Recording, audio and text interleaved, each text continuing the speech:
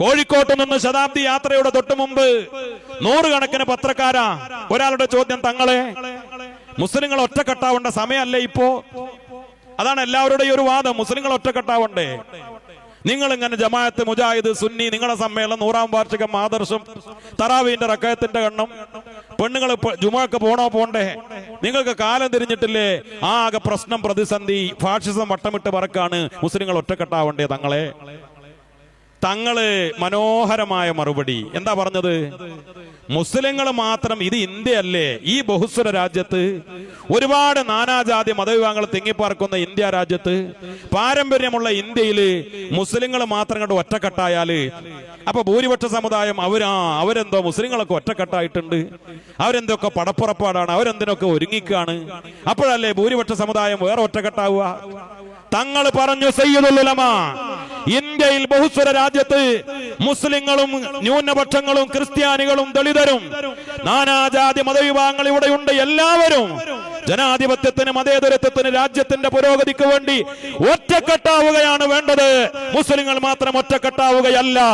എത്ര ദീർഘദൃഷ്ടിയോടെ, കുശാഗ്ര ബുദ്ധിയോടെ, ചോദ്യകർത്താവിന്റെ ചൂണ്ടക്കൊളുത്തിന്റെ മുനയൊടിച്ചുകൊണ്ട് തങ്ങൾ ഉസ്താദ് മറുപടി പറഞ്ഞു. അതല്ലേ നമ്മുടെ നിലപാട്?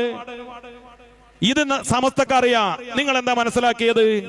ഫാഷിസവും ഫാഷിസത്തിന്റെ അതിനേക്കാൾ വലിയ അപ്പോസ്തലന്മാരും ഇവിടെ വട്ടമിട്ട് പറക്കുന്നു എന്ന് സമസ്തക്കറിയാം.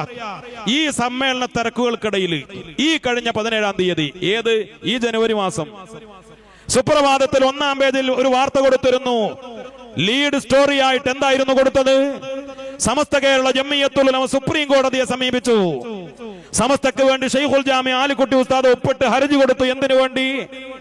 ആൾക്കൂട്ട കൊല, വിദ്വേഷ പ്രസംഗങ്ങൾ, അതിന്റെ പേരിൽ വർഗീയതയുണ്ടാക്കുന്നവർക്കെതിരെ സുപ്രീം കോടതി ഒരു വിധി പറഞ്ഞിരുന്നു. സംസ്ഥാന സർക്കാരുകളോട് നിർദ്ദേശിച്ചിരുന്നു, ശിക്ഷകൾ നടപ്പാക്കണം, നിയമം നടപ്പാക്കണം. അത് സംസ്ഥാന സർക്കാരുകൾ നടപ്പാക്കുന്നില്ല. സമസ്ത പരാതിപ്പെട്ടു. കേരളത്തിൽ വരെ ആൾക്കൂട്ട കൊലയുണ്ടായി. അതുകൊണ്ട് കോടതി വിധി നടപ്പാക്കാത്ത സംസ്ഥാന സർക്കാരുകൾക്കെതിരെ കോടതി അലക്ഷ്യത്തോടുകൂടെ നടപടി സ്വീകരിക്കണമെന്ന് ആവശ്യപ്പെട്ടുകൊണ്ടാണ് ഈ സമ്മേളന തിരക്കുകൾക്കിടയിൽ സമസ്ത സുപ്രീം കോടതിയിൽ പോയത്. കഴിഞ്ഞ മാസം വിവാഹമോചനവുമായി ബന്ധപ്പെട്ട ഒരു കേസ് സമസ്ത സുപ്രീം കോടതിയിൽ ഫയൽ ചെയ്തു. ഇന്ത്യയിൽ ആകെ 2 സംഘടനയാണ് അതിന് പോയത്. ഒന്ന് സമസ്ത കേരള ജംഇയ്യത്തുൽ ഉലമ, മറ്റൊന്ന് all India Muslim personal law board. ഈ ഉമ്മത്തിനെ, ഇന്ത്യയിലെ മുസ്ലിങ്ങളെ മൊത്തത്തിൽ ബാധിക്കുന്ന വലിയ പ്രതിസന്ധിയുള്ള ഒരു കാര്യമായിരുന്നു അത്. 20-ലധികം കേസുകൾ സമസ്ത സുപ്രീം കോടതിയിൽ വാദിക്കുന്നുണ്ട്. JJ act, juvenile justice act, ആരാധനാലയ സംരക്ഷണ നിയമം, അനന്തരാവകാശ നിയമം, ഹിജാബ്, ഏക സിവിൽ കോഡ്, പൗരത്വ ബില്ല്, വഖഫ് ബില്ല് ഉൾപ്പെടെ. വഖഫ് ബില്ലിൽ 170 കേസുകളാ. ആദ്യത്തെ 10 കേസുകളിൽ ഒന്ന് സമസ്തയുടെ കേസാ. 160 കേസ് ഇന്ന് വരെ കോടതി ഫയൽ തുറന്നു നോക്കിയിട്ട് പോലുമില്ല. അഭിമാനത്തോടെയാണ് പറയുന്നത്, ഈ ഉമ്മത്തിന്റെ ന്യൂനപക്ഷങ്ങളുടെ അവകാശ സംരക്ഷണത്തിന് വേണ്ടി കൃത്യവിലോപമില്ലാതെ സമയാസമയത്ത് കോടതിയിലും ഹൈക്കോടതിയിലും നിയമപരമായും ഭരണാധികാരികളുടെ മുന്നിലുമൊക്കെ ധീരമായി പറഞ്ഞുകൊണ്ടിരിക്കുന്ന നേതൃത്വം സമസ്ത കേരള ജംഇയ്യത്തുൽ ഉലമക്കുണ്ട്. പക്ഷേ സമസ്തയുടെ അടിസ്ഥാന ലക്ഷ്യം സുന്നത്ത് ജമാഅത്ത് പറയലാണ്. സമസ്തയുടെ അടിസ്ഥാന ലക്ഷ്യം ഈ ഉമ്മത്തിന്റെ ഈമാൻ സലാമത്താക്കലാണ്. ഞാൻ കൂടുതൽ നീട്ടുകയല്ല. ബഹുമാനപ്പെട്ട ശൈഖുന കണ്ണിയത്ത് ഉസ്താദ് നമ്മുടെ തൊട്ടടുത്തല്ലേ? ബഹുമാനപ്പെട്ട സൈനുൽ ഉലമ ശൈഖുന ചെറുശ്ശേരി ഉസ്താദ് നമ്മുടെ തൊട്ടടുത്തല്ലേ? നമ്മുടെ മഹാന്മാരായ നേതൃത്വം അൽഹംദുലില്ലാഹ് ഏറ്റവും അവസാനം സമസ്തയുടെ നേതൃത്വം യാത്ര പറഞ്ഞു പോയ കാസർകോട്ടെ മൊഗ്രാലെ ശൈഖുന UM ഉസ്താദ്, നമുക്ക് അത്ഭുതം തോന്നാറുണ്ട്. ഇവരൊക്കെ എങ്ങനെയാ മരിച്ചത്? നല്ല മാസം, നല്ല ദിവസം, നല്ല രാവ്, ഉളൂഓടുകൂടെ, പുഞ്ചിരിയോടുകൂടെ, കലിമ ചൊല്ലിയിട്ട് ഖുർആൻ ഓതിക്കൊണ്ടിരിക്കുമ്പോ സുജൂദിൽ കിടന്നിട്ട് നോമ്പ് നോറ്റിട്ട്, ഇങ്ങനെ നല്ല മരണമല്ലേ ഈ സുന്നി നേതാക്കൾക്കൊക്കെ പറയാനുള്ളത്? ഇതിനാ നമ്മൾ സമസ്തക്കാരായത്, അതിനാ നമ്മൾ മൗലിദ് ഓതുന്നത്, ഹദ്ദാദ് ചൊല്ലുന്നത്, അതിനാണ് ഈ പുണ്യകർമ്മങ്ങളൊക്കെ നിലനിർത്തി പോരുന്നത്. ഇതിനെതിരാകുന്ന കാര്യങ്ങൾ വരുമ്പോ നമുക്കതിൽ വേദനയുണ്ടാകും. ഞാൻ നേരത്തെ പറഞ്ഞല്ലോ, ചുഴലി മൗലവി എന്ന വഹാബി പുരോഹിതനാണ് പറഞ്ഞത്, ഈ പള്ളികളൊക്കെ അമ്പലങ്ങളാ. 10,000-കണക്കിന് പള്ളികൾ കേരളത്തിലുണ്ട്, സുന്നികളുടെ പള്ളി, ഇതൊക്കെ അമ്പലങ്ങളാ. ഈ പള്ളിയിലെ ഇമാമമാരൊക്കെ പൂജാരിമാരാ. എന്തേ കാരണം? അവിടെ കുത്തുബിയത്ത് ചൊല്ലുന്നു എന്നാ വിഷയം. ഇവർക്ക് കുത്തുബിയത്ത് പറ്റൂല, ഹദ്ദാദ് പറ്റൂല, മൗലിദ് പറ്റൂല, റാത്തീബ് പറ്റൂല. സമസ്ത കേരള ജംഇയ്യത്തുൽ ഉലമ ഈ വിഷയമായ ആശയങ്ങൾക്കും ആദർശങ്ങൾക്കും എതിരായി നടപടി സ്വീകരിക്കും.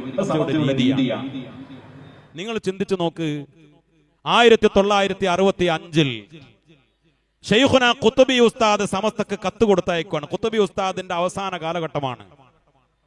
മുഷാവറ അംഗമാണ്, പക്ഷേ യോഗത്തിന് വരാൻ വയ്യ, ക്ഷീണിതനാണ്. കത്ത് കൊടുത്തയച്ചു. സമസ്തയുടെ പ്രസിഡന്റ് മഹാനായ ഷെയ്ഖുന കണ്ണിയത്ത് ഉസ്താദാണ്, ജനറൽ സെക്രട്ടറി ശംസുൽ ഉലമയാണ്. 65 കത്ത് കൊടുത്തയച്ചു. കത്തിൽ എഴുതിയത് എന്താ? വളരെ അടിയന്തരമായി തബ്ലീഗ് ജമാഅത്തിനെ കുറിച്ചും നൂർഷാ ത്വരീഖത്തിനെ കുറിച്ചും പഠനം നടത്തിയിട്ട് അതിന്റെ അപകടം പൊതുസമൂഹത്തെ, ജനങ്ങളെ അറിയിക്കണം. കാരണം ഖുത്ബി തങ്ങൾ പഠിച്ചിട്ടുണ്ട്, തബ്ലീഗ് ജമാഅത്ത് തെറ്റാണ്, അപകടമാണ്. നൂർഷാ ത്വരീഖത്ത് തെറ്റാണ്, അപകടമാണ്. കത്ത് വായിച്ചു. 5 അംഗ സമിതിയെ നിയോഗിച്ചു. അവര് പഠന റിപ്പോർട്ട് സമർപ്പിച്ചു. തബ്ലീഗ് ജമാഅത്ത് ബിദ്ഈ സംഘടനയാണ് സമസ്ത പ്രഖ്യാപിച്ചു.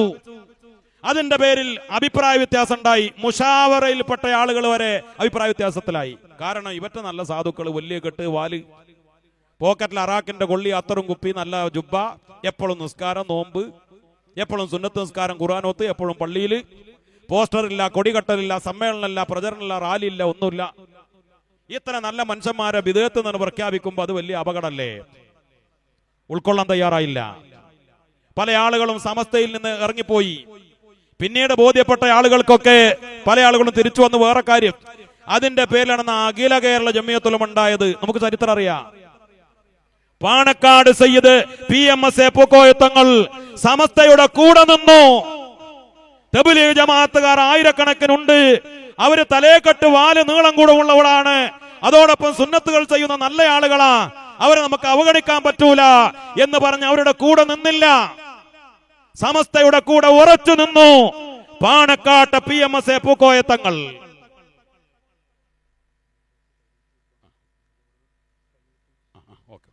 സമസ്ത കേരള ജംഇയ്യത്തുൽ ഉലമയുടെ ഓരോ നിർണായക തീരുമാനങ്ങൾ വന്നപ്പോ MESനെതിരെ സമസ്ത തീരുമാനിച്ചു. MES നല്ല വിദ്യാഭ്യാസ സംവിധാനമല്ലേ? നിങ്ങൾ ചിന്തിച്ചു നോക്കി, ഇത്ര എഞ്ചിനീയറിംഗ് കോളേജ്, മെഡിക്കൽ കോളേജ്, വിദ്യാഭ്യാസ സ്ഥാപനം. സമസ്ത എന്തിന്റെ പേരിലാണ്? ഇസ്ലാമിക വിരുദ്ധമായ, ശരീഅത്ത് വിരുദ്ധമായ, ദീനി വിരുദ്ധമായ, സുന്നി വിരുദ്ധമായ കാര്യങ്ങൾ അഭിപ്രായം പറഞ്ഞപ്പോ സമസ്ത ശംസുൽ ഉലമ അവർക്കെതിരെ തീരുമാനം പ്രഖ്യാപിച്ചു. സയ്യിദ് അബ്ദുറഹ്മാൻ ബാഫഖി തങ്ങൾ സമസ്തയുടെ തീരുമാനം മുസ്ലിം ലീഗിന്റെ സ്റ്റേറ്റ് കമ്മിറ്റിയിൽ കൊണ്ടുപോയി അവതരിപ്പിച്ചു. MESനെതിരെ മുസ്ലിം ലീഗും തീരുമാനം പ്രഖ്യാപിക്കുകയാണ്. വലിയ വിദ്യാഭ്യാസ സംവിധാനമാണ് അത്. ഈ ഉമ്മത്തിന് ആവശ്യമാണ്. ഭാവിയിൽ മുസ്ലിങ്ങൾക്ക് എല്ലാവർക്കും വിദ്യാഭ്യാസം വേണം. അതുകൊണ്ട് നമ്മൾ മിണ്ടാതിരിക്കണ്ട എന്ന് പോലും അല്ല പറഞ്ഞത്. ഇതായിരുന്നു നമ്മുടെ നിലപാട്. ആലുവ ത്വരീഖത്തിനെതിരെ സമസ്ത തീരുമാനമെടുത്തു. ശിഹാബ് തങ്ങളുള്ള കാലം, സയ്യിദ് മുഹമ്മദ് അലി ശിഹാബ് തങ്ങളും ഉമർ അലി ശിഹാബ് തങ്ങളുള്ള കാലം, ശിഹാബ് തങ്ങള് വളാഞ്ചേരിയിലെ ജീലാനി പള്ളിയിൽ പല പരിപാടികൾക്കും പോയിരുന്നു. ആലുവ ത്വരീഖത്തിന്റെ പരിപാടിക്ക്. കാരണം ആലുവ ത്വരീഖത്തിലുള്ള പല ആളുകളും സമസ്തയിലുണ്ടായിരുന്നു. മുഷാവറയിൽപ്പെട്ട ആളുകൾ വരെ ഉണ്ടായിരുന്നു. പക്ഷേ സമസ്ത തീരുമാനം പ്രഖ്യാപിച്ചപ്പോ സയ്യിദ് മുഹമ്മദ് അലി ശിഹാബ് തങ്ങളും ബഹുമാനപ്പെട്ട ഉമർ അലി ശിഹാബ് തങ്ങളും ഒക്കെ സമസ്തയുടെ കൂടെ നിന്നു. കാരണം സമസ്ത ദീനാണ്, സുന്നത്ത് ജമാഅത്താണ്. അവർ വെറുതെ ഒരു കാര്യം പറയൂല. ഒരു കാര്യം ഉറച്ച നിലപാടോട് പറയും. അങ്ങനെയല്ലേ അതിന്റെ പാരമ്പര്യം. ഞാൻ അവസാനിപ്പിക്കുകയാണ്. സമസ്ത എന്ത് കാര്യം തീരുമാനിച്ചാലും ചരിത്രം അങ്ങനെയാണ്. ഇപ്പോ ചെറിയ ഭിന്നതകളോ അഭിപ്രായ വ്യത്യാസത്തിനൊക്കെ ഒരു കാരണം ഉണ്ടായത് എന്താ? CICക്കെതിരെ സമസ്ത തീരുമാനം പ്രഖ്യാപിച്ചു. ഞാൻ നീട്ടി പറയല്ല. ഒരു കാര്യം മനസ്സിലാക്കണം, CICക്കെതിരെ സമസ്ത ആദ്യം കടന്നെടുത്ത് തീരുമാനം ഉണ്ടാക്കിയതല്ല, മറിച്ച് ആദ്യം CIC സമസ്തയെ ഒഴിവാക്കി. അതല്ല ഉണ്ടായത്. ഒരു കാര്യം നിങ്ങൾ ഒറ്റ ഉദാഹരണം മനസ്സിലാക്കിയാൽ മതി. 2004 CICയുടെ ഭരണഘടന സൊസൈറ്റി ആക്ട് പ്രകാരം രജിസ്റ്റർ ചെയ്തു. പ്രസിഡന്റ് പാണക്കാട് സയ്യിദ് ഹൈദർ അലി ശിഹാബ് തങ്ങളെ ഒപ്പിട്ട് കൊടുത്തിട്ടുള്ളത്. CIC ഭരണഘടനയിലെ ഒന്നാമത്തെ ലക്ഷ്യം എന്താണ്? കോഴിക്കോട് ഫ്രാൻസിസ് റോഡ് ആസ്ഥാനമായി പ്രവർത്തിക്കുന്ന സമസ്ത കേരള ജംഇയ്യത്തുൽ ഉലമയുടെ ആശയങ്ങളും ആദർശങ്ങളും തീരുമാനങ്ങളും അനുസരിച്ചുള്ള മതഭൗതിക സമന്വയ വിദ്യാഭ്യാസ സ്ഥാപനങ്ങൾ ഉണ്ടാക്കുക. 2022 ഭരണഘടനയിൽ നിന്ന് സമസ്തയെ വെട്ടി CICക്കാര്. സമസ്തയുമായി ഒരു ബന്ധവുമില്ലാത്ത വിധം ഭരണഘടന ഭേദഗതി ചെയ്തു. സമസ്തയുടെ പ്രസിഡന്റ് ഉപദേശക സമിതിയിൽ ഉണ്ടായിരുന്നു. അത് കേവലം മുഷാവറയിലെ ഏതെങ്കിലും ഒരു പ്രതി എന്നാക്കി മാറ്റി സമസ്തയുടെ പ്രസിഡന്റിനെ വെട്ടിമാറ്റി. സമസ്തക്ക് പറ്റാത്ത 3-ലധികം ഭേദഗതികൾ ഭരണഘടനയിൽ വരുത്തിയിട്ട് സമസ്തയെ ആദ്യം ഭരണഘടനയിൽ നിന്ന് വെട്ടിമാറ്റി ത്വലാഖ് ചൊല്ലിയത് CIC-ക്കാരാണ് എന്ന് 2022 സമസ്ത നടപടി സ്വീകരിച്ചില്ലല്ലോ. സമസ്ത അവരെ പുറത്താക്കിയില്ലല്ലോ. നിരന്തരമായ ചർച്ചകളും മസലഹത്ത് ചർച്ചകളും ഒക്കെ ആയി മുന്നോട്ട് പോയി. അതൊന്നും അനുസരിക്കാതെ വന്നപ്പോഴല്ലേ സമസ്ത നടപടി സ്വീകരിച്ചത്. ഞാൻ വിശദീകരിക്കുകയല്ല. 4-5 മണിക്കൂർ പറഞ്ഞാൽ തീരാത്ത നാൾ വഴികൾ സമസ്തയും CIC-യും തമ്മിലുണ്ട്. അതിൽ ഏതെങ്കിലും ഒരു ഭാഗത്ത് സമസ്തക്ക് പിഴവ് പറ്റി എന്ന് പറഞ്ഞാൽ ഞങ്ങൾ ഈ പരിപാടി അവസാനിപ്പിക്കും. ആർക്കാ പറയാൻ കഴിയാ? ഈ കാര്യത്തിൽ സമസ്തക്ക് പഴിച്ചു എത്ര കത്ത്, അങ്ങോട്ടും ഇങ്ങോട്ടും കത്തടപാടുകൾ, എത്ര മീറ്റിങ്ങുകൾ, യോഗങ്ങള്. അടിസ്ഥാനപരമായ കാരണം എന്താണ്? ചില ആളുകൾക്ക് അതൊരു അസൂയ കൊണ്ടാണ്. എന്തിനാ സമസ്തക്ക് അസൂയ? സമസ്തയുടെ കീഴിൽ ഒരു വിദ്യാഭ്യാസ സംവിധാനം പടർന്ന് പന്തലിച്ചാൽ അത് സമസ്തയുടെ കൂടെ നിൽക്കണം. അതല്ലേ സമസ്ത ആഗ്രഹിക്കുക? അവർ പുറത്താക്കുവോ? അത് അസൂയയാണോ? എന്തിനാണ് സമസ്ത നടപടി സ്വീകരിച്ചത്? കാരണം ഇതിന്റെ ആളുകൾക്ക് സുന്നത്ത് ജമാഅത്തിലെ ചില വീര്യത്തിലെ കുറവുകളും അപകടങ്ങളും മണത്തറിഞ്ഞു സമസ്ത. ചില സാമ്പിളുകൾ പറഞ്ഞാല് ഈ പറഞ്ഞ ഈ ചുഴലി മൗലവിയുടെ ഒക്കെ തന്നെ വാദം, ഖുതുബിയത്തിനെതിരായ വാദം, യാ ഗൗസു യാ മുഹിയുദ്ദീൻ എന്ന് 1000 വട്ടം ചൊല്ലുന്നതിനെതിരെ കുട്ടികൾക്ക് ക്ലാസ് എടുത്തു കൊടുക്കുക. അതോടൊപ്പം തന്നെ ത്വരീഖത്ത്, ബൈഅത്ത്, ഖുതുബ്, ഗൗസ്, മുരീദ്, ശൈഖ് ഇതൊന്നും ദീനിലില്ല എന്ന് കുട്ടികൾക്ക് പറഞ്ഞു കൊടുക്കുക.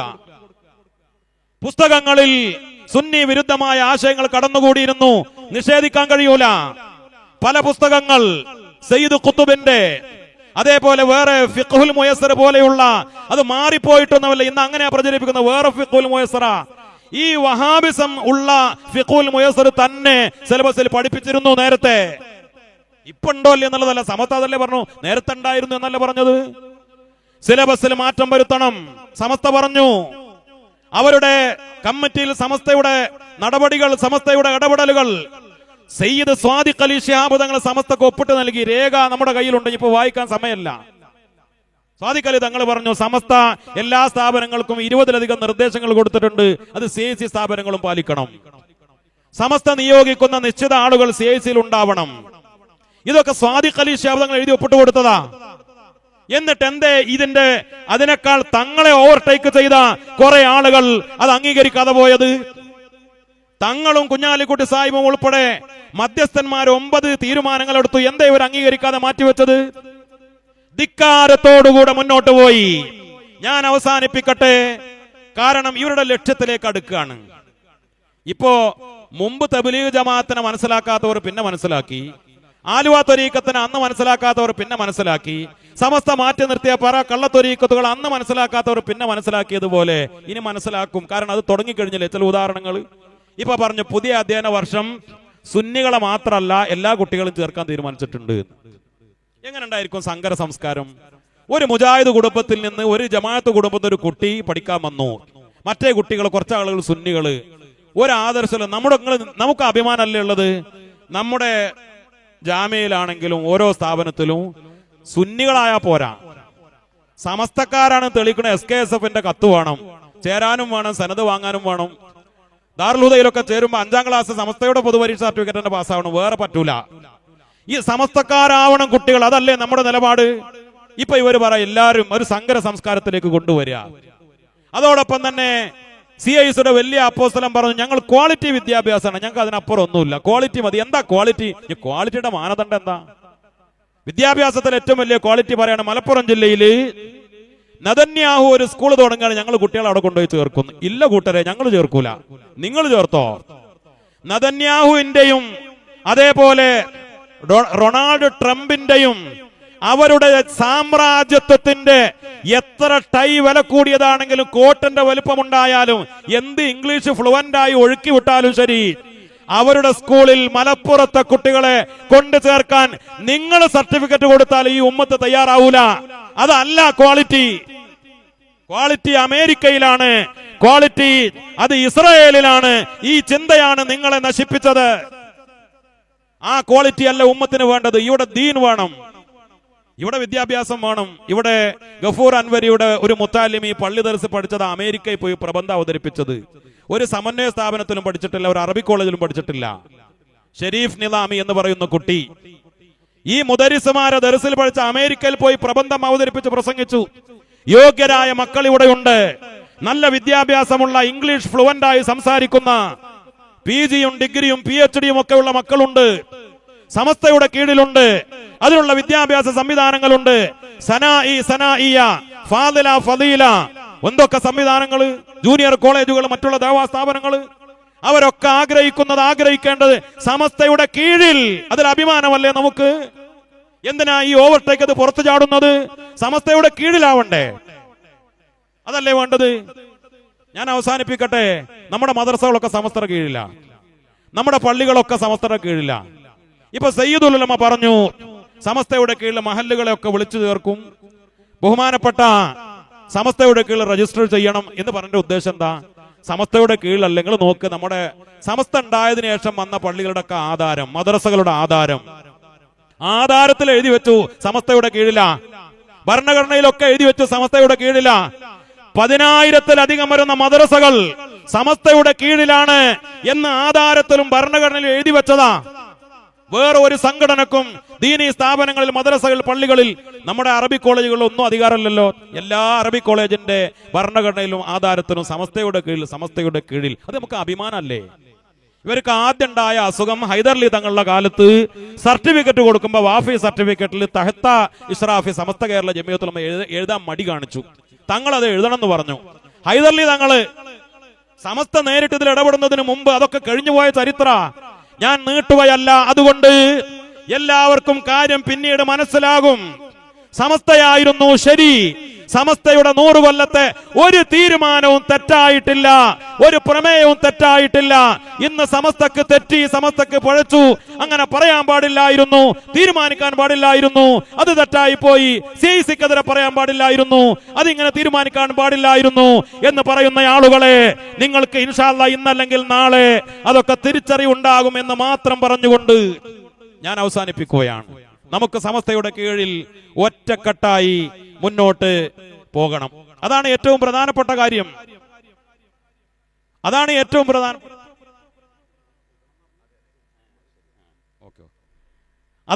പ്രധാനപ്പെട്ട കാര്യം. ഇൻഷാ അല്ലാഹ് നമ്മൾ എന്തൊരു ആവേശമെന്നറിയോ? നിങ്ങളൊന്ന് ആലോചിച്ച് നോക്ക്. നമ്മുടെ സമ്മേളന നഗരി, ഞാൻ നേരത്തെ അപ്പോജിനോട് പറഞ്ഞു, അപ്പോജി നമ്മുടെ സമ്മേളന നഗരി അവിടെ സ്ഥലം തികയോ എന്നുള്ള ബേജാറുണ്ട് എന്ന് പറഞ്ഞു. കാരണം എന്താ? എവിടെ പോയാലും ഞങ്ങളൊക്കെ ഇങ്ങനെ കർണാടകയില്, അതേപോലെ കാസർഗോഡ് ജില്ലയില്, ഓരോ ജില്ലയിൽ ഓരോ പ്രചരണ പരിപാടികൾക്ക് പോകുമ്പോ അവിടെ പങ്കെടുക്കുന്ന ആളുകൾ, സയ്യിദുൽ ഉലമയുടെ യാത്രയിൽ കാണുന്ന ആളുകൾ, ഓരോ ദിവസവും നമുക്ക് കിട്ടിക്കൊണ്ട് നിൽക്കുന്ന റിപ്പോർട്ട്.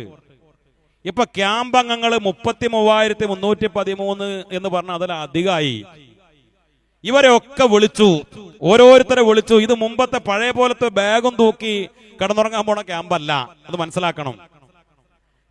ഈ 33,313 ആളുകളോട് ഓരോ ദിവസം ഓരോ ടാസ്കുകൾ കൊടുത്തുകൊണ്ടിരിക്കുകയാണ്. എന്താ പറയുന്നത്? അവരുടെയൊക്കെ വാട്സപ്പ് ഗ്രൂപ്പുണ്ട്, ലീഡർമാരുണ്ട്, 2 ഉപലീഡർമാരുണ്ട്.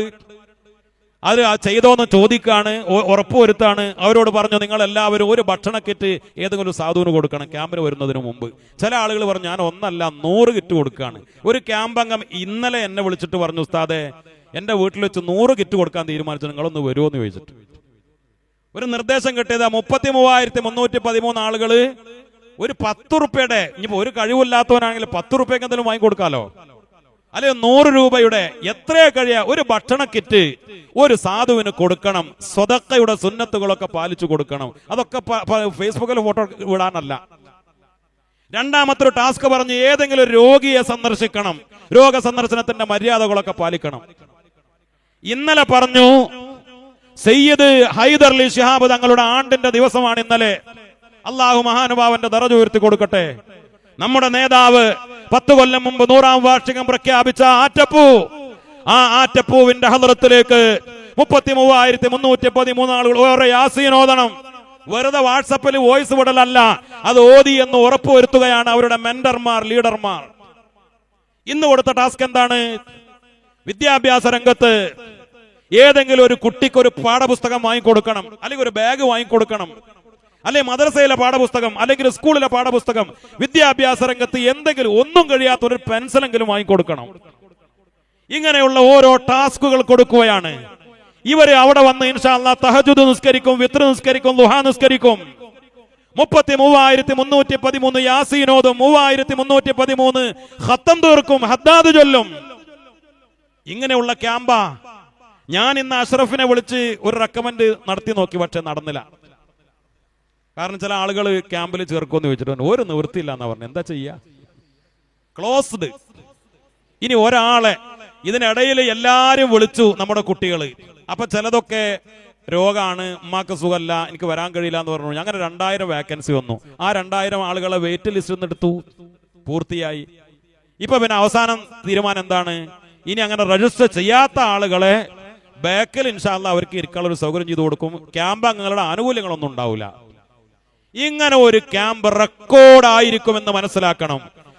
ഒരുപക്ഷെ ഗിന്നസ് ബുക്കിന് അപേക്ഷ കൊടുത്താൽ 3 ദിവസം റെസിഡൻഷ്യൽ ക്യാമ്പ് ലോകത്ത് നടന്നത് ഇത്രയേറെ ആളുകൾ പങ്കെടുത്ത ക്യാമ്പ് ഉണ്ടായിട്ടില്ല. പിന്നെ സമസ്ത പിന്നെ അതിനൊന്നും അപേക്ഷ കൊടുക്കാറില്ല. ഇനി ആരെങ്കിലുമൊക്കെ സമസ്തക്ക് വേണ്ടി അപേക്ഷ കൊടുത്താൽ അത് ഗിന്നസ് റെക്കോർഡായിരിക്കും. സമസ്തയുടെ ക്യാമ്പ്, സമസ്തയുടെ മഹാസമ്മേളനം, ഇതൊരു ചരിത്രമാണ്. ഒരു കാര്യം നമുക്ക് ബോധ്യപ്പെട്ടു, സയ്യിദുൽ ഉലമയുടെ യാത്രയിൽ ആരായിരുന്നു ആ സദസ്സില്? ഇതൊക്കെ 100 കൊല്ലം പഴകിപ്പൊളിച്ച ഒരു സംഘടനയാണ്. കുറെ മൊല്ലാക്കന്മാരുടെ, കുറെ പ്രായമുള്ള കാരണവന്മാരുടെ എന്ന് മനസ്സിലാക്കിയ നിങ്ങൾക്ക് തെറ്റി. സയ്യിദുൽ ഉലമയെ കന്യാകുമാരി മുതൽ മംഗലാപുരം വരെ സ്വീകരിക്കാൻ വന്നത് ചുറുചുറുക്കുള്ള ചുണക്കുട്ടികളായിരുന്നു. വിദ്യാഭ്യാസമുള്ളവർ. തങ്ങൾ ഉസ്താദിന്റെ കൂടെ ജോലി ലീവാക്കിയിട്ട് എത്ര ഡോക്ടർമാരാണ്, എഞ്ചിനീയർമാരാണ്, വലിയ ഉദ്യോഗസ്ഥന്മാരാണ് 10 ദിവസം ലീവ് എടുത്ത് 1 ദിവസം മുടങ്ങാതെ സഞ്ചരിച്ചത്. ഈ മക്കൾ സമസ്തയുടെ കൂടെയുണ്ട്. അവർ ആഗ്രഹിക്കുന്നു, ഞങ്ങൾക്ക് തഹജ്ജുദ് നിസ്കരിക്കണം, ഞങ്ങൾക്ക് ഹദ്ദാദ് ചൊല്ലണം, ഞങ്ങൾക്ക് മൗലിദ് ഓതണം, നാരിയത്ത് സ്വലാത്ത് ചൊല്ലണം, ഞങ്ങൾക്ക് മുത്തുനബിയെ സ്വപ്നത്തിൽ കാണണം, ഞങ്ങൾക്ക് മുത്തുനബിയെ മരിക്കുന്ന സമയത്ത് കാണണം. കണ്ണിയത്ത് ഉസ്താദ് കണ്ടതുപോലെ, ബഹുമാനപ്പെട്ട ശൈഖുന മഹാനായ മേലാറ്റൂർ കുഞ്ഞാണി ഉസ്താദ് കണ്ടതുപോലെ, നമ്മുടെ മഹാന്മാരായ പല നേതാക്കളും കണ്ടതുപോലെ അല്ലാഹുവിന്റെ റസൂലിനോടുള്ള ഹുബ്ബ് വേണം. അവിടുത്തെ ശഫാഅത്ത് ലഭിക്കണം. ബദരീങ്ങളുടെ ആളുകളാവണം. മജ്ലിസുൻ നൂർ നടത്തണം. ഇതൊക്കെ മോഹിക്കുന്ന യുവതലമുറ, ദീൻ ആഗ്രഹിക്കുന്നവർ, മറ്റ് ഭൗതിക താല്പര്യമില്ലാത്തവർ സമസ്തയുടെ കൂടെ കൂടുന്നത് അതിനു വേണ്ടിയ ഭൗതികമായ ഒരു ലക്ഷ്യത്തിനു വേണ്ടിയല്ല. അവിടെ ആ വിഷയം. ഇവിടെ നമുക്ക് പറ്റിപ്പോയ അബദ്ധം എന്താണെന്നറിയോ? നമ്മളിങ്ങനെ ഓരോരുത്തർക്ക് അനുസരിച്ചല്ലേ ചിന്തിക്കുക. ചില ആളുകളുടെ ധാരണ ഇവിടെ ആകെ പ്രശ്നം ഇവിടെ ഈ ദുനിയാവാണ്. ഈ ദുനിയാവിലെ ചില പ്രശ്നങ്ങളാണ്. ഇവിടെ വിദ്യാഭ്യാസം വേണം, ഭൗതിക വിദ്യാഭ്യാസം മാത്രം. ഇവിടെ അധികാരം വേണം, പണം വേണം. ഇതല്ലേ ചില ആളുകളുടെ ചിന്താഗതി. അത് ഇല്ലാതാകുമ്പോഴല്ലേ അബദ്ധങ്ങളൊക്കെ സംഭവിക്കുന്നത്. അള്ളാഹു റബ്ബുൽ ഇസ്സത്ത് കാത്തുരക്ഷിക്കട്ടെ. ഭൗതികമായ മാത്രം ചിന്തകളായാൽ അപകടങ്ങൾ ഉണ്ടാവൂലേ? ഇപ്പൊ ഇന്നൊന്നലൊക്കെ സോഷ്യൽ മീഡിയയിൽ ചർച്ച എന്താണ്? ഒരു ഇതര മതസ്ഥനായ ഒരു സഹോദരൻ ആത്മഹത്യ ചെയ്തു.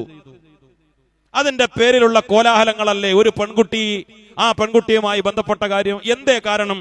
ഈ ഉമ്മത്തിന് ദീനീ ബോധമില്ലാതെ പോയാൽ, ഈ ഉമ്മത്തിലെ പെൺകുട്ടികൾക്ക് ദീനിയായ അച്ചടക്കമില്ലാതെ പോയാൽ, അതിൽ നിന്ന് പെണ്ണിനെ വലിച്ചു വാരി അങ്ങാടിയിലേക്കിട്ട് ഡാൻസ് കളിപ്പിക്കാനും കൂത്താട്ടം നടത്താനും സോഷ്യൽ മീഡിയയിൽ വൃത്തികേടോടെ ആറാടാനും അനുമതി കൊടുത്താൽ ഇതിനേക്കാൾ വലിയ അപകടം ആ മാറാപ്പ് പലരും പേറേണ്ടി വരും.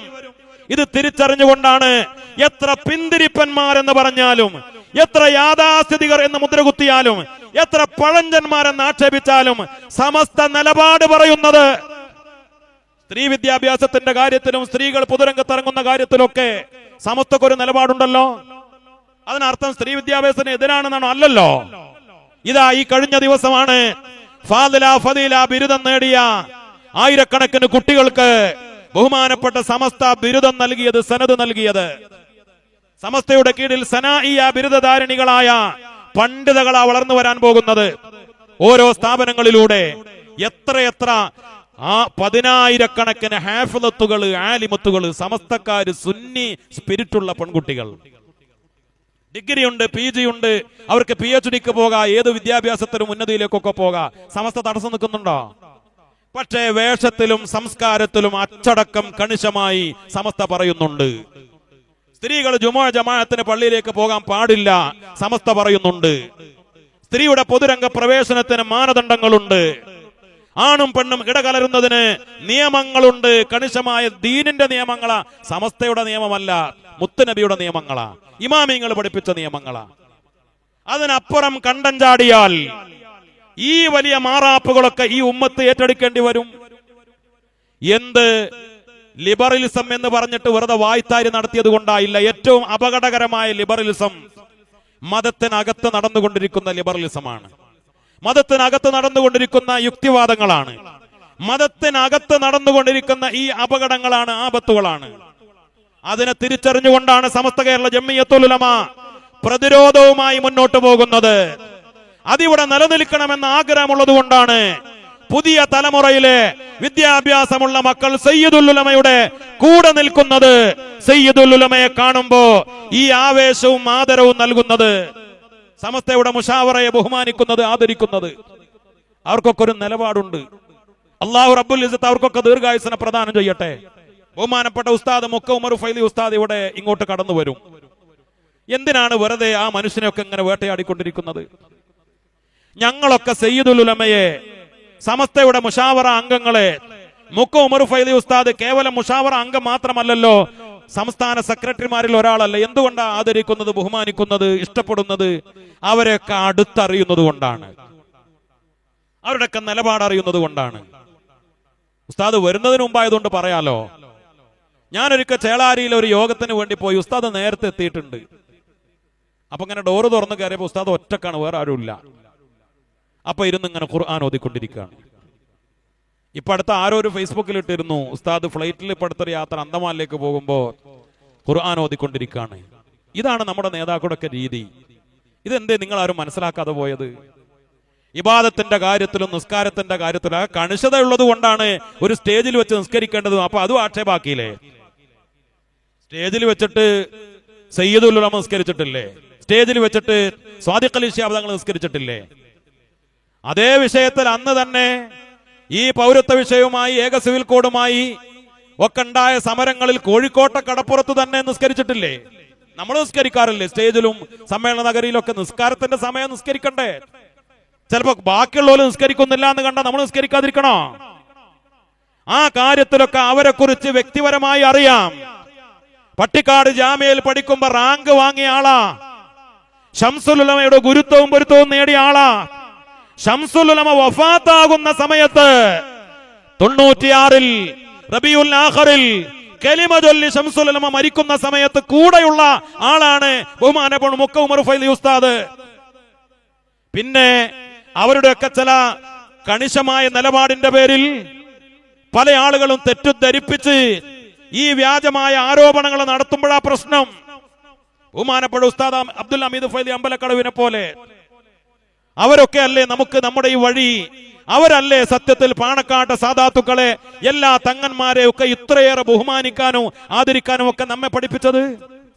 പിന്നെ നിരന്തരമായി ചാനലുകൾ ഇങ്ങനെ പറഞ്ഞ് പർവ്വതീകരിച്ചു. അത് പൊതുവെ കുറെ ആളുകൾ തെറ്റിദ്ധരിച്ചു. ഞങ്ങൾക്കൊക്കെ തമാശയെ പറയാറുണ്ട്, ഒരു ചർച്ച നടക്കുകയാണെങ്കിൽ ആദ്യം മീഡിയ വണ്ണ പറയാം, ജമാഅത്തുകാർ അതാ പോകുന്നു ലീഗ് വിരുദ്ധര്, ഇതാ വരുന്നു ലീഗ് അനുകൂലികൾ. ഇതാരാ ഇങ്ങനെ ഈ പ്രചരണം കൊണ്ടുവന്നത്? ഈ ചാനലുകാരല്ലേ. ഇത് കേട്ട് വിശ്വസിക്കുന്ന ആളുകൾ അത് ശരിയാന്ന് വിചാരിക്കും, അത്രേ ഉള്ളൂ. ഇതിങ്ങനെ നിരന്തരം പറഞ്ഞു, അതാ പോകുന്നു, ഇതാ വരുന്നു പാണക്കാട് വിരോധികൾ, ഇതാ പാണക്കാട്ട് അനുകൂലികൾ. ഇങ്ങനെ രണ്ടാക്കി വെറുതെ തമ്മിലടിപ്പിക്കുന്ന ഈ കുതന്ത്രകാരികളെയാ നമ്മൾ തിരിച്ചറിയണം. നമ്മുടെ നേതാക്കളെ നമ്മൾ മനസ്സിലാക്കണം. സയ്യിദുൽ ഉലമ എന്ന നായകനെ എന്തിനാണ് നിങ്ങൾ ഇങ്ങനെ മനസ്സ് വേദനിപ്പിക്കുന്നത്? നിങ്ങൾ ഇങ്ങനെ കുത്തിനോവിക്കുന്നത്? സോഷ്യൽ മീഡിയകളിൽ, വാട്സപ്പ് ഗ്രൂപ്പുകളിൽ, ഫേസ്ബുക്ക് പേജുകളിൽ എത്ര മോശമായിട്ടാണ് തങ്ങൾ ഉസ്താദിനെ ആക്ഷേപിച്ചു കൊണ്ടിരിക്കുന്നത്. എന്തിന്റെ പേരിൽ? സമസ്തയുടെ പ്രസിഡന്റ് ആയതിന്റെ പേരിലോ? സയ്യിദുൽ ഉലമ എന്ന് ജനങ്ങളും മഹാപണ്ഡിതന്മാരും വിളിക്കുന്നതിന്റെ പേരിലോ? എന്താണ് നിങ്ങൾക്ക് വേദന? തങ്ങൾ ഉസ്താദ് ചില നിലപാട് സ്വീകരിക്കുന്നതിന്റെ പേരിലോ? നമുക്ക് ഓർമ്മയുണ്ട്, വഖഫ് വിഷയവുമായി ബന്ധപ്പെട്ട് സമരം നടക്കുമ്പോ തങ്ങൾ ഉസ്താദ് ഒരു കാര്യം പറഞ്ഞു. എന്തേ പറഞ്ഞത്? പള്ളികളിൽ സമരം വേണ്ട. അത് പറഞ്ഞിട്ടില്ലായിരുന്നുവെങ്കിൽ എന്തായിരുന്നു കേരളത്തിന്റെ അവസ്ഥ? അന്നത്തെ വിഷയം എന്താണ്? കേരള ഗവൺമെന്റ് വഖഫ് ബോർഡിൽ ആകെ ഇത് ചില ആളുകളൊക്കെ പർവ്വതീകരിച്ച് ഇപ്പോൾ കേന്ദ്ര ഗവൺമെന്റ് കൊണ്ടുവന്ന വഖഫ് ബില്ല് ഭീകരമായ നിയമമാണ്. അതിന്റെ 1% പോലും ബേജാറാവേണ്ട കാര്യമല്ല അന്നത്തെ വിഷയം. കാരണം അന്നത്തെ വിഷയം ഒരു വഖഫ് സ്ഥാപനത്തെയും ബാധിക്കുന്ന വിഷയമല്ല. അന്നത്തെ വഖഫ് വിഷയം ഒരു പള്ളിയെ ഒരു മദ്രസയെ ബാധിക്കുന്ന വിഷയമല്ല. പിന്നെ എന്തുള്ളൂ? വഖഫ് ബോർഡിന്റെ ഓഫീസുകളിൽ ജോലി ചെയ്യുന്ന 120 ഉദ്യോഗസ്ഥന്മാരുണ്ട്. ഓല ജോലിയും ശമ്പളവും അതുമായി ബന്ധപ്പെട്ട വിഷയം മാത്രമേ ഉള്ളൂ. ആ ജോലിക്കാരെ നിയമിക്കുന്നത് PSC മുഖേന ആവണം എന്ന് ഗവൺമെന്റ് പറഞ്ഞു. എല്ലാ മുസ്ലിം സംഘടനകളും മുത്തഫഖുൻ അലൈഹി ആയിട്ട് പറഞ്ഞു PSCക്ക് വിടാൻ പാടില്ല. സമസ്തയും പറഞ്ഞു, സയ്യിദുൽ ഉലമയും അതാ പറഞ്ഞത്. പിന്നെ ആ വിഷയത്തിൽ നമുക്ക് സെമിനാർ നടത്താം, കോഴിക്കോട്ട് ടൗൺ ഹാളിൽ യോഗം നടത്താം, എല്ലാ മുസ്ലിം സംഘടനകളും ഒന്നിച്ച് നിവേദനം കൊടുക്കാം, എന്തും നടത്താം. പക്ഷെ തങ്ങൾ ഉസ്താദിന് പള്ളിയിൽ സമരം വേണ്ട. കാരണം പള്ളിയിൽ പല ആളുകളുണ്ടാവും. കാരണം അത് പല മഹല്ലുകളിൽ നിന്നും അതിന്റെ റിപ്പോർട്ട് സമസ്തക്ക് കിട്ടി. ആ വിഷയം പള്ളിയിൽ പറഞ്ഞാൽ അവിടെ അടിപിടി ഉണ്ടാകും. പല പാർട്ടിക്കാരുല്ലേ, ഭരണപക്ഷത്തെ അനുകൂലിക്കുന്നവരുണ്ടാകും, പ്രതികൂലിക്കുന്നവരുണ്ടാകും. അപ്പൊ അവിടെ ആ വിഷയം പറഞ്ഞാൽ ചിലപ്പോൾ അവരെ എതിർത്താൽ പള്ളിയിൽ അടിപിടി ഉണ്ടാവും. ഇത് മാത്രം ഭയപ്പെട്ടുകൊണ്ടാണ് തങ്ങൾ ഉസ്താദ് പള്ളിയിൽ പറയരുത് എന്ന് പറഞ്ഞത്. അല്ലാതെ PSCക്ക് വിടണമെന്ന് പറയാനല്ല. മുഖ്യമന്ത്രി പറഞ്ഞില്ലേ, മതസംഘടനകളുടെ അഭ്യർത്ഥന മാനിച്ചിട്ടാണ് പിന്നെ ആ നിയമം പിൻവലിച്ചത് എന്ന് പിന്നീട് പറയുകയും ചെയ്തില്ലേ. സമസ്ത കേരള ജംഇയ്യത്തുൽ ഉലമ ഇടപെടുന്നു എന്നതിന്റെ പേരിൽ അതിലാണോ? പിന്നെ തങ്ങൾ ഉസ്താദ് നമുക്ക് വേണ്ടി പല കാര്യത്തിലും ഇടപെട്ടു. കോവിഡ് കാലത്ത് മുസ്ലിങ്ങളുടെ ജനാസ സംസ്കരണവുമായി ബന്ധപ്പെട്ട് മുഖ്യമന്ത്രിയെ ഫോണിൽ വിളിച്ചു പറഞ്ഞു, ഞങ്ങളുടെ ആവശ്യം ഇന്നതാണ്. ഒരു നിവേദക സംഘത്തെ തിരുവനന്തപുരത്തേക്ക് പറഞ്ഞയച്ചു. ഞങ്ങളുടെ ആവശ്യം രേഖാമൂലം കൊടുത്തു. അതേപോലെ കോവിഡ് കാലത്ത് ജുമുഅ നടത്തുന്നതുമായി ബന്ധപ്പെട്ട് 40 ആളുകൾക്ക് അനുമതി കിട്ടിയപ്പോൾ ജുമുഅക്ക് അനുമതി വേണം. സയ്യിദുൽ ഉലമ ആവശ്യപ്പെട്ടു. പലതും അനുഭാവപൂർവ്വം ഗവൺമെന്റ് പരിഗണിച്ചു. സമസ്ത പറഞ്ഞപ്പോ അത് UDF-ഉം LDF-ഉം ഏത് ഗവൺമെന്റ് അംഗീകരിക്കാറുണ്ടല്ലോ. അത് പറഞ്ഞതാണോ വിഷയം? സയ്യിദുൽ ഉലമ മന്ത്രിമാരെ വിളിക്കാൻ പാടില്ല, സമസ്ത തിരുവനന്തപുരത്തേക്ക് പോകാൻ പാടില്ല, മന്ത്രിമന്ദിരങ്ങളിൽ MLA ക്വാർട്ടേഴ്സിൽ അല്ലെങ്കിൽ നിയമസഭയിൽ സെക്രട്ടേറിയറ്റിൽ തലയെക്കെട്ടുള്ള ആളുകളെ കാണാൻ പാടില്ല. ഇതൊക്കെയല്ലേ ചില ആളുകളുടെ പരാതി. അവിടെ തലയെക്കെട്ടുകാരെ കണ്ടു, അതൊക്കെ ചില ആളുകളുടെ പരാതി. ഇത് സ്വാഭാവികമായി കാലം മാറുമ്പോൾ അതൊക്കെ നടക്കൂലേ. സമസ്തക്ക് ഒരു പത്രം വന്നു, ജനങ്ങൾ അത് ഏറ്റെടുത്തു. അപ്പൊ സമസ്തക്ക് പത്രം ഉണ്ടാവാൻ പാടില്ല, സമസ്ത വലിയ സമ്മേളനം നടത്താൻ പാടില്ല, സയ്യിദുൽ ഉലമ വലിയ യാത്ര നടത്താൻ പാടില്ല, സയ്യിദുൽ ഉലമ പത്രസമ്മേളനം നടത്താൻ പാടില്ല. ഇതൊക്കെ അല്ലേ വിഷയം? എന്നപ്പോ പത്രസമ്മേളനം നടത്തിയിട്ട് എന്തെങ്കിലും പ്രയാസം ഉണ്ടായിട്ടുണ്ടോ? ആർക്കെങ്കിലും പ്രയാസം ഉണ്ടായിട്ടുണ്ടോ? ഒന്ന് ആലോചിച്ച് നോക്കി. ഞാൻ അവസാനിപ്പിക്കുകയാണ്. തങ്ങൾ ഉസ്താദ് പത്രസമ്മേളനം നടത്തിയിട്ട് എന്തെങ്കിലും വിവാദം ഉണ്ടായോ? ഇപ്പോ തമാശ പറയാണ്, മന്ത്രിമാര് വരെ പലതും പറഞ്ഞിട്ട് പിന്നെ പിൻവലിക്കുക അല്ലേ വിവാദമാകുമ്പോ. ഇപ്പൊ ഏറ്റവും കഴിഞ്ഞ ആഴ്ചയിൽ എന്തൊക്കെ നമ്മൾ കണ്ടു. പ്രസംഗിക്കുമ്പോ പറയും, പത്രക്കാരോട് പറയും, മന്ത്രിമാര് പറയും, ജനപ്രതിനിധികൾ പറയും, അല്ലാത്തവര് പറയും. എന്നിട്ട് പിന്നെ നേരം വെളുത്തിട്ട് വന്നിട്ട് പറയും ഞാൻ പിൻവലിച്ചു എന്ന് പറയും. ഇന്നേ വരെ സയ്യിദുൽ ഉലമ ഒരു പ്രസംഗത്തിലോ ഒരു പത്രസമ്മേളനത്തിലോ പറഞ്ഞത് പിൻവലിക്കേണ്ടി വന്നിട്ടുണ്ടോ? അള്ളാഹു കൊടുത്തൊരു തൗഫീഖാണ്. നാർക്കോട്ടിക് ജിഹാദുമായി ബന്ധപ്പെട്ട് വിവാദമുണ്ടായപ്പോ കോഴിക്കോട്ടെ പത്രക്കാര് തങ്ങൾ ഉസ്താദിനോട് ചോദിച്ചു. സരസമായ മനോഹരമായ മറുപടി കൊടുത്തു.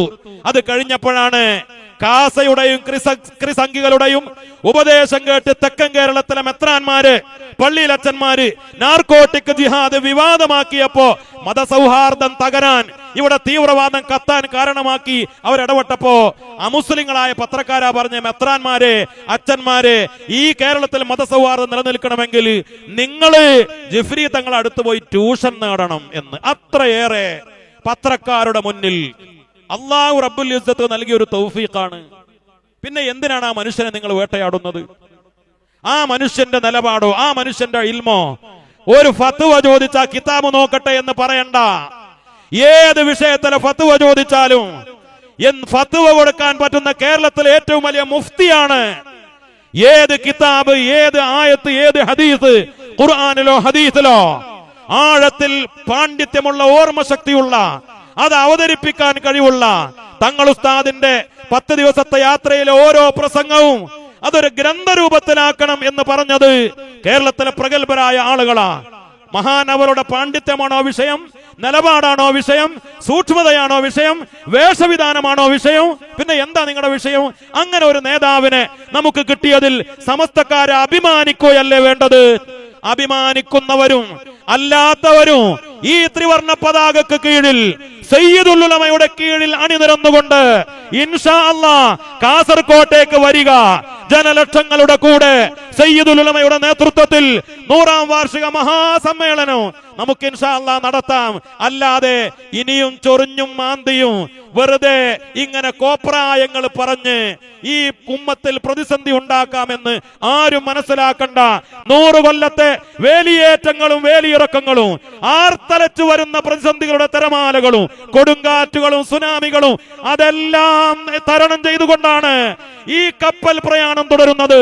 ബാപ്പു ഹാജി പറഞ്ഞതുപോലെ ഒരു തൊണ്ട് തടഞ്ഞ് ഈ കപ്പൽ എവിടെയും വഴിമുടക്കുമെന്ന് ആരും മനസ്സിലാക്കേണ്ടതില്ല. സയ്യിദുൽ ഉലമ എന്ന കപ്പിത്താന്റെ നേതൃത്വത്തിൽ ഈ കപ്പൽ ലക്ഷ്യത്തിലേക്ക് എത്തുക തന്നെ ചെയ്യും. ഈ ഉമ്മത്ത് സയ്യിദുൽ ഉലമയുടെ സമസ്തയുടെ മുഷാവറയുടെ പിന്നിൽ ഒറ്റക്കെട്ടായി ഉണ്ടാകും. തങ്ങന്മാരുണ്ടാകും, ഉമറാക്കൾ ഉണ്ടാകും, മഹല്ല് ഭാരവാഹികൾ ഉണ്ടാകും, സംഘടനാ പ്രതികൾ ഉണ്ടാകും. നമുക്കും ഈ പതാകയുടെ പിറകിൽ ഒന്നിച്ചണിനിരന്ന് മുന്നോട്ട് പോകാം. ഫെബ്രുവരി 4 മുതൽ 8 വരെ കുണിയയിൽ അല്ലാഹു റബ്ബുൽ ഇസ്സത്ത് നമുക്ക് കാണാൻ തൗഫീഖ് നൽകട്ടെ. വആഖിറു ദഅവാന അനിൽ ഹംദുലില്ലാഹി റബ്ബിൽ ആലമീൻ.